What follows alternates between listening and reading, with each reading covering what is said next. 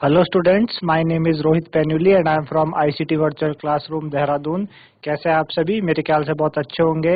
हम बात कर रहे हैं क्लास 11th केमिस्ट्री और जिसमें हम बात कर रहे थे थर्मोडायनेमिक्स चैप्टर से, तो उसी की वही चीज़ हम कंटिन्यू रखेंगे। तो उन्हीं को करने के लिए चलते हैं बच्चों स्मार्ट बोर्ड की तरफ। थर्मोडायनेमिक्स चैप्टर कर रहे हैं और पिछले भाग में भी हमने किस तरह के क्वेश्चंस किए थे, ठीक है ना।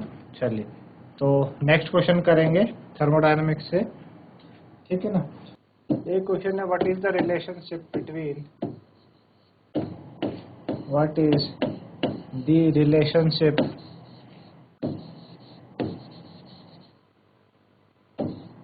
What is the relationship between delta what is the relationship between delta H and delta E. Delta H and delta E, है ना। डेल्टा एच और डेल्टा ई के बीच में क्या रिलेशनशिप है, ये हमें बताना है ना। तो क्या रिलेशनशिप होता है डेल्टा एच और डेल्टा ई के बीच में? कि जो डेल्टा एच होता है आपके पास delta E plus P delta V, ठीक है ना। डेल्टा एच की जो वैल्यू है, ठीक है ना, डेल्टा एच की क्या वैल्यू है? Delta E plus P delta V delta H की वैल्यू होती है। Delta H equal to delta E plus P delta V, और डेल्टा ई तो ऐसे ही आ जाता है, और पी डेल्टा वी को हम लिख सकते हैं delta n g R T, delta n g R T, ठीक है ना। Delta n g R T इसको हम लिख सकते हैं। तो हमें डेल्टा एच और डेल्टा ई के बीच में रिलेशनशिप बतानी थी, तो ये रिलेशनशिप होती है डेल्टा एच और डेल्टा ई के बीच में। Delta H is equal to delta E plus delta n g R T, है ना। तो इसे आप नोट डाउन कर सकते हैं। चलिए, तो नेक्स्ट क्वेश्चन हमारे पास है, name the two most common name the two most common name the two most common modes by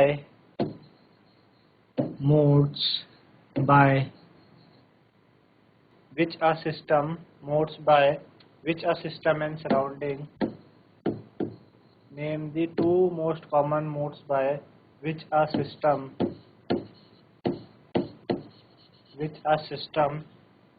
and surrounding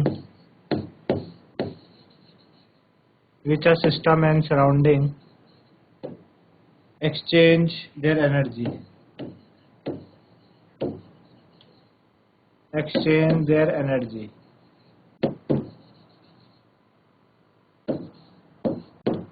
ठीक है ना। आपको दो कॉमन मोड्स बताने हैं जिसमें सिस्टम और सराउंडिंग एक्सचेंज करते हैं एनर्जी आपस में, ठीक है ना। तो वो आपके पास क्या है? Heat and work.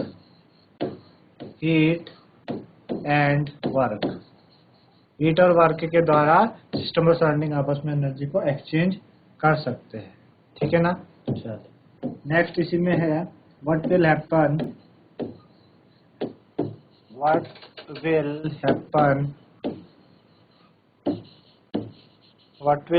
To internal energy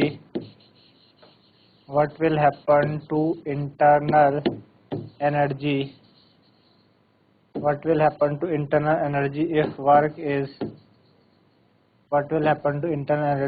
work is done by the system. अगर सिस्टम द्वारा वर्क किया जाता है तो इंटरनल एनर्जी को क्या होता है? अगर सिस्टम द्वारा वर्क होता है तो इंटरनल एनर्जी को क्या होता है? इंटरनल एनर्जी क्या हो जाएगी? विल डिक्रीज, है ना। इंटरनल एनर्जी को हम डेल्टा यू से डिनोट करते थे, डेल्टा यू विल डिक्रीज। अगर सिस्टम के द्वारा वर्क हो रहा है तो डेल्टा यू क्या हो जाएगा? आपका डिक्रीज हो जाएगा, है ना। चलिए, ये नोट डाउन करें। Which of the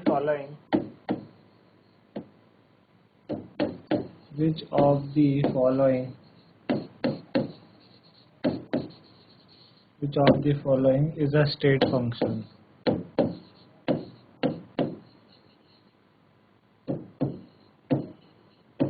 Which of the following is a state function, है ना। इसमें से आपको बताना कौन सा स्टेट फंक्शन है।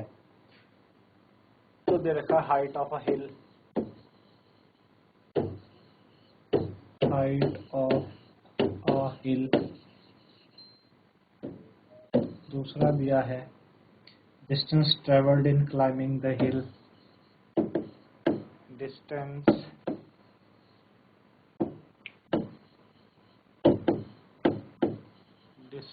Travelled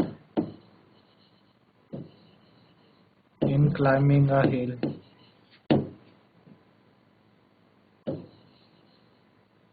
distance travelled in climbing a hill. Energy consumed in climbing a hill, energy consumed in climbing a hill.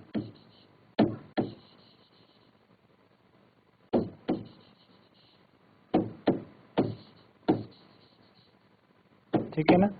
तो एक तो हाइट ऑफ अ हिल हो गया, distance travel by climbing a hill, है ना, distance travel by climbing a hill कि hill को climb करते हुए किस तरीके से डिस्टेंस होती है, और energy consumed in climbing a hill. तो इन तीनों में से स्टेट फंक्शन में बताना है। पाथ फंक्शन होता है जो पाथ पे डिपेंड करता है। तो हाइट, अगर आप हिल की हाइट नापोगे तो पाथ ही पे आप वो चीज डिपेंड कर रही है, डिस्टेंस भी पाथ के अकॉर्डिंग ही चल रहा है। सिर्फ एनर्जी है जो पाथ पे कंज्यूम, एनर्जी कंज्यूम, जब आप ऊपर चलोगे तो एनर्जी आप कंज्यूम कर रहे हो। तो आपको बताना है कि कौन सा स्टेट फंक्शन है इसमें। तो energy consume in climbing a hill, यानी थर्ड वाला इज अ स्टेट फंक्शन। ठीक है ना। Energy consumed in climbing a hill, energy consumed in climbing a hill, hill को क्लाइंब करते हुए एनर्जी जो कंज्यूम्ड होती है वो, है ना। तो इसे आप नोट कर लीजिए।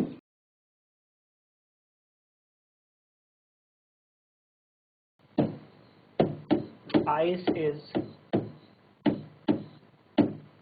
lighter than water.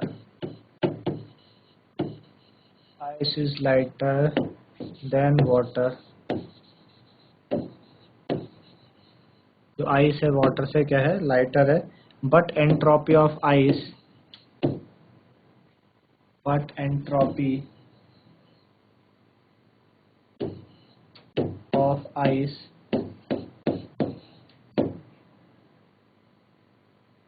Entropy of ice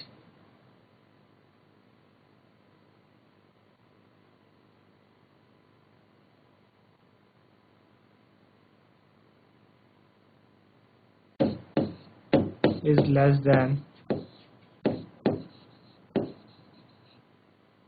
water. Why? ठीक है ना। जो आइस होती है वाटर से लाइट होती है, लेकिन उसकी एंट्रोपी वाटर से क्या है, कम है। ऐसा क्यों? ठीक है ना। तो एंट्रोपी का मतलब हमने बताया था कि एंट्रोपी का मतलब क्या होता है कि मॉलिक्यूल्स का रेंडमनेस, है ना। तो वाटर आपका लिक्विड फॉर्म है जबकि आइस सॉलिड फॉर्म है।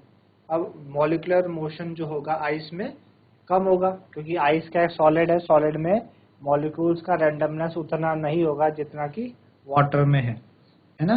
जो डिसऑर्डर है वो रेस्ट्रिक्ट हो गया है। ठीक है ना। इस वजह से आइस का जो एंट्रोपी है वो कम है। आए बात समझ में। तो ये आंसर हम लिखेंगे कि water is a liquid form, है ना। वाटर आपके पास लिक्विड फॉर्म है, while ice is a solid form. Therefore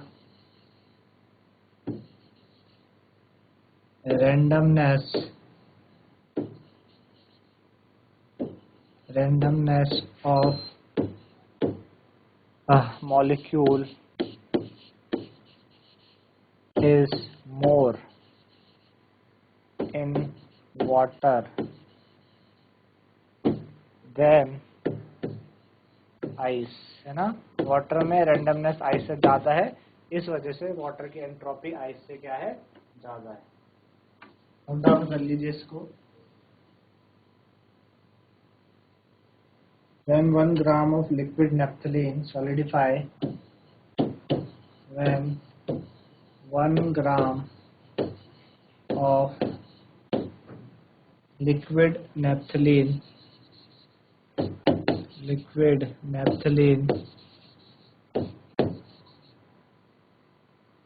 when 1 gram of liquid naphthalene, ठीक है ना, 1 ग्राम liquid naphthalene C10H8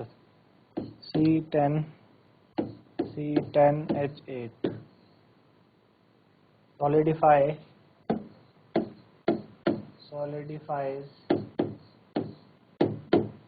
150 gram of heat, 150 joule of heat is evolved, ठीक है. What is the enthalpy of fusion? What is the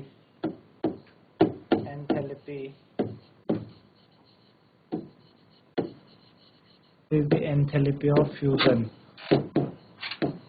ठीक है, enthalpy of fusion हमें बतानी है किसकी, C4 ऑफ C10H8 की.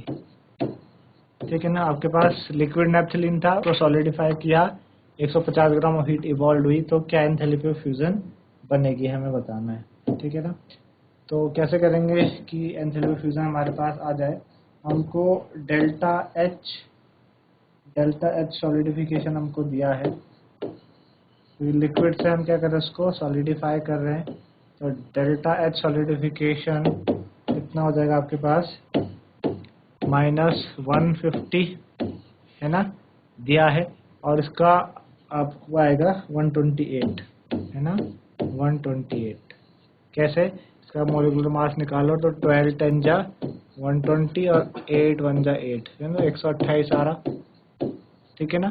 तो 1 - 150 128 को आप मल्टीप्लाई करें कितना आएगा आपके पास, ये आएगा -19200 जूल है ना, इतना आ रहा है आपके पास. अब मैं फ्यूजन बताना था, एल्थी पे फ्यूजन कितनी है.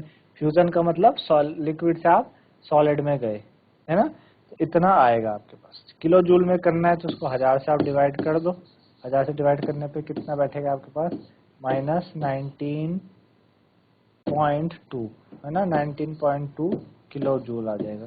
तो -19.2 किलो जूल आपके क्या है, एंथैल्पी ऑफ फ्यूजन है. कि इस तरीके से आप क्या कर सकते हो, एंथैल्पी ऑफ फ्यूजन बता सकते हो. ठीक है ना. ऐसे हमने क्या किया, एंथैल्पी ऑफ फ्यूजन बताया. तो इस तरीके से हमने थर्मोडायनेमिक्स के क्वेश्चन किए. मेरे ख्याल से आप लोगों को समझ में आए होंगे. तो आज के लिए इतना ही था. धन्यवाद. Have a nice day.